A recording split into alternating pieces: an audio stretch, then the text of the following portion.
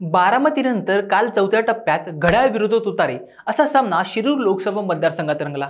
अजित पवार गटाकडून शिवाजीराव आढळराव पाटील तर शरद पवार गटाकडून विद्यमान खासदार अमोल कोल्हे खासदारकीच्या रिंगणात होते। बारामती सारखे शिरूरचं मतदानही काट्याने काट्याला चाललं होतं। मतदारसंघातील कोल्हेंचा जनसंपर्क कमी होता अशी ओरड नागरिकांमधून होत होती, तर दुसरीकडे आढळरावांनी तिकिटासाठी एकाच पक्षातून दुसऱ्या आणि मग तिसऱ्या पक्षात मारलेल्या कोलांट्या एवढ्या जनतेच्या फारशी पसंती पडल्या नव्हत्या। अशा परिस्थितीत एकाच पक्षाच्या पडलेल्या दोन गटातील ही निवडणूक असल्यानं ही दोन्ही उमेदवारांबरोबरच पवार कुटुंबियांसाठी तितकीच प्रतिष्ठेची होती। काल मतदान झालं। 51% मतदानाची आकडेवारी असणाऱ्या शिरूरचा निकाल आता ईव्हीएम मध्ये बंद झालाय। पण शिरूरच्या जनतेच्या चर्चांमधून खासदारकीचा कौल कुणाला मिळतोय?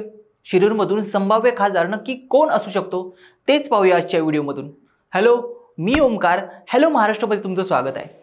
व्हिडिओला सुरुवात करण्यापूर्वी एक महत्त्वाची आठवण, जर तुम्ही अजूनही आमच्या यूट्यूब चॅनलला सबस्क्राइब केलं नसेल तर लगेच करा। मतदानाची सुरुवातच वादळी झाली। मतदानाला काही तास उलटले तो शिरूरमध्ये पैसे देऊन मतदान करण्याच्या अनेक व्हिडिओ क्लिप सोशल मीडियावर व्हायरल झाल्या। अमोल कोल्हेंनी तर शिरूरमध्ये ठिकठिकाणी मतदार केंद्रावर होत असलेला हा गंभीर प्रकार, घड्याळ चिन्ह असणाऱ्या स्लिपचे वाटप असे अनेक व्हिडिओ पोस्ट करत त्यांनी निवडणूक आयोगाकडे तक्रार केली। कितीही पैसे वाटले तरी विजय आपलाच आहे असा आशावादही व्यक्त केला। दिवस मावळला आणि शिरूरमध्ये 51% मतदानाची नोंद करण्यात आली। मतदानानंतर चित्र स्पष्ट झालं।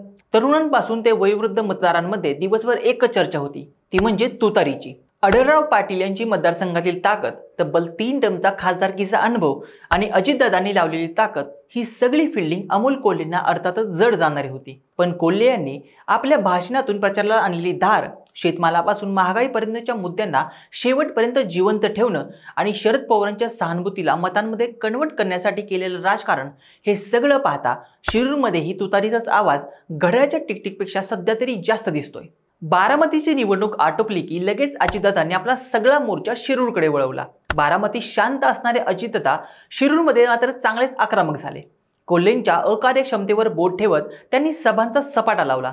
अजितदादांच्या सोबतीला दिलीप वळसे पाटील आणि महायुतीच्या आमदारांची टीमच होती। खासदार नसले तरी आढळराव मागील 5 वर्षापासून मतदारसंघात कनेक्ट ठेवून होते।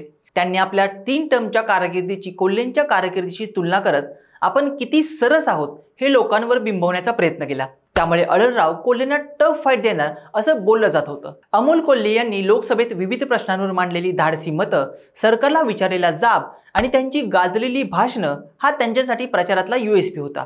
त्यासोबतच संसद रत्न पुरस्कार मिळाल्यानं त्यांच्या या कामगिरीवर शिक्कामोर्तबही झालं होतं।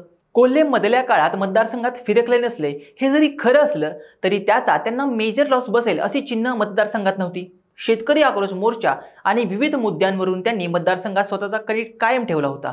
कोल्हेंच्या भाजपमध्ये जाण्याच्या अनेक वावड्याही उठल्या होत्या, पण कोल्हे एकनिष्ठ राहिले आणि अजितदादांच्या बंडावेळेसही त्यांनी आपली निष्ठा शरद पवारांसोबतच दाखवली। या सगळ्याचा परिणाम म्हणून संपूर्ण राज्यात जी शरद पवारांच्या बाजूने सहानुभूतीची लाट होती, तिची खूप मोठी ताकद कोल्हेंच्या बाजूने होती। अजितदादांनी भर सभेतून कोल्हेंवर केलेली पर्सनल टीका ही घड्याळाला बॅकफूटवर घेऊन जाणारी ठरली। अजितदादांनी जे बंड केलं होतं ते लोकांच्या पचनी पडलं नव्हतं। आढळराव जेव्हा शिंदे गटाकडून निवडणूक लढवणार असं समीकरण तयार झालं होतं तेव्हा आढळरावांचं पारडं जड होतं। पण जेव्हा त्यांनी अजित पवार गटात प्रवेश करून घड्याळाच्या चिन्हावर निवडणूक लढवण्याचा निर्णय घेतला तेव्हा फाईट राष्ट्रवादी विरुद्ध राष्ट्रवादी अशी झाली आणि शरद पवारांच्या विषयी सहानुभूतीचा फॅक्टर इथं फ्रंटला आला। शरद पवारांनी घेतलेल्या शिरूरमधल्या वादळी सभा या आजही कौतुकाचा विषय ठरत आहेत। 13 तारखेला पार पडलेल्या मतदानात शिरूरमध्ये 51% मतदानाची नोंद झाली। पैसे वाटपापासून ते बोगस मतदान करण्यापर्यंत शिरूरमध्ये अनेक वाईट प्रकार पाहायला मिळाले। 4 जूनला निकाल काय लागेल तो लागेल, पण शिरूरमध्ये सध्या तरी जनतेचा कौल हा तुतारीच्याच बाजूने दिसतोय। जर का खरंच तुतारीचा आवाज घुमला तर ही अजितदादांसाठी धोक्याची घंटा ठरू शकते, एवढं मात्र निश्चित। बाकी तुम्हाला काय वाटतं? शिरूरमध्ये कोण जिंकतंय?